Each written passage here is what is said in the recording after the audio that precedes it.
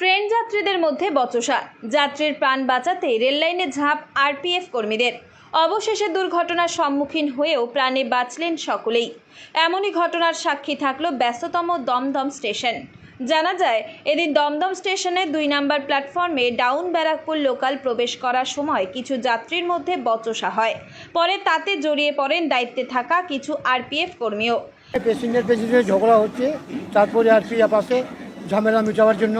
তারপরে তর্ক হয়ে হয়ে হয়ে হয়ে একটা প্যাসেঞ্জার কী করেছে, লাইনে ঝাঁপ দিয়েছে। ঝাঁপ দেওয়ার পরে ট্রেন ঢুকে যায়।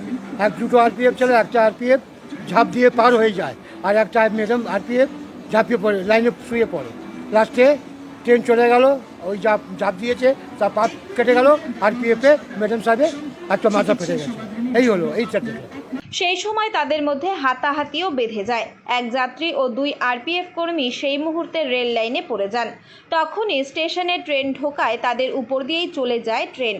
ঘটনায় কেউ নিহত না হলেও রেল লাইনে পড়ে যাওয়া ওই যাত্রীর পা কাটা যায় এবং এক মহিলা আরপিএফ কর্মীর মাথা ফেটে যায় বলেই জানা গিয়েছে। মহিলা আরপিএফ কর্মীর নাম করুণা কুমারী, বয়স আনুমানিক 28 বছর। আহত যাত্রীর নাম জগদীশ চন্দ্র সরকার, বয়স আনুমানিক 58 বছর। দুজনকেই তড়িঘড়ি উদ্ধার করে আরজিকর হাসপাতালে নিয়ে যাওয়া হয় চিকিৎসার জন্য। ঘটনায় চাঞ্চল্য ছড়িয়ে পড়ে স্টেশন চত্বরে। কিভাবে এমন কাণ্ড ঘটলো তা খতিয়ে দেখা হচ্ছে।